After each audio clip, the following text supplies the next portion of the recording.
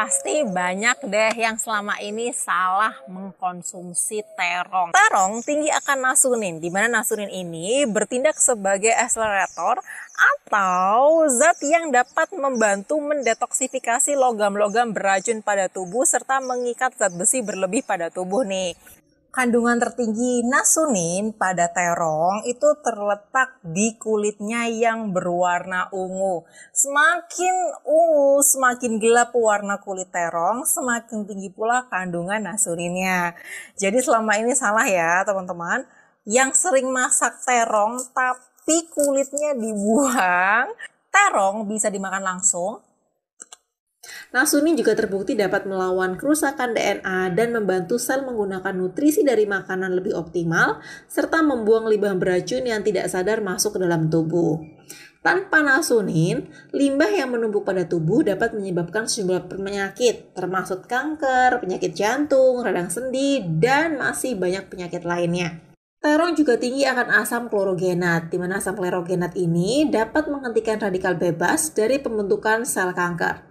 Selain anti-mutagen dan anti-tumornya, asam klorogenat diyakini bertindak sebagai antimikroba, anti-kolesterol, dan antivirus yang berarti dapat melindungi diri terhadap berbagai jenis infeksi maupun peradangan.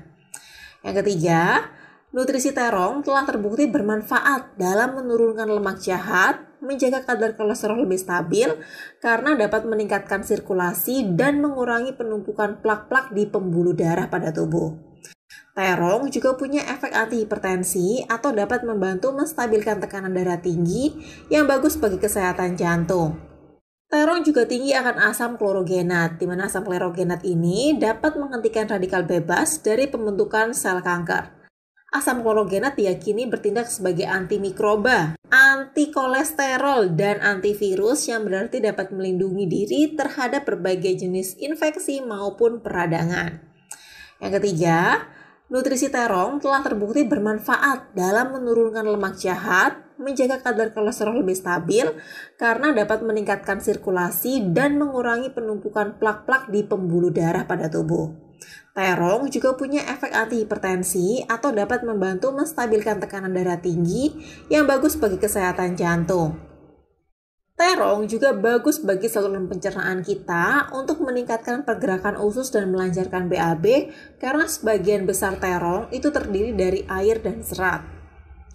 Terong juga mengandung sumber vitamin B1 dan vitamin B6 yang tinggi, di mana vitamin B1 ini digunakan untuk menjaga kesehatan metabolisme tubuh, kesehatan darah, kesehatan jantung, maupun fungsi otak dan kecerdasan kita. Sedangkan vitamin B6 diperlukan untuk membantu menciptakan asam amino yang merupakan bahan penyusun protein.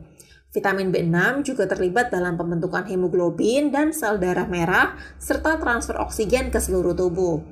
Vitamin B6 juga dibutuhkan tubuh untuk mengendalikan suasana hati, terutama depresi dan kecemasan. Jadi dengan rutin mengkonsumsi terong, itu dapat membantu tubuh kita menjadi lebih bahagia lagi. Nah, untuk mendapatkan manfaat terbaiknya, terong beserta kulitnya bisa dimakan langsung atau ditumis dan dikukus dengan api yang kecil. Jangan api besar ya, karena api besar dapat merubah warna kulit jadi gosong dan coklat, sebagai tanda rusaknya antioksidan dan nutrisi pada terong. Oh ya, hindari makan terong goreng ya, karena terong dapat menyerap minyak lebih banyak sehingga ketika kalian makan terong goreng, bukannya nutrisi yang kalian makan, tapi minyak goreng langsung. Perhatikan juga, karena terong termasuk tanaman nightshade, bagi orang-orang yang sensitif mengkonsumsi terong dapat meningkatkan asam urat dan nyeri sendi. Jadi, perhatikan sendiri kondisi tubuhmu saat mengkonsumsi terong ya. Nah, gimana? Tertarik untuk tanam terong di rumah? Jika ada yang ingin tanyakan atau diskusikan, silakan komentar di bawah ya. Dan jangan lupa bahagia.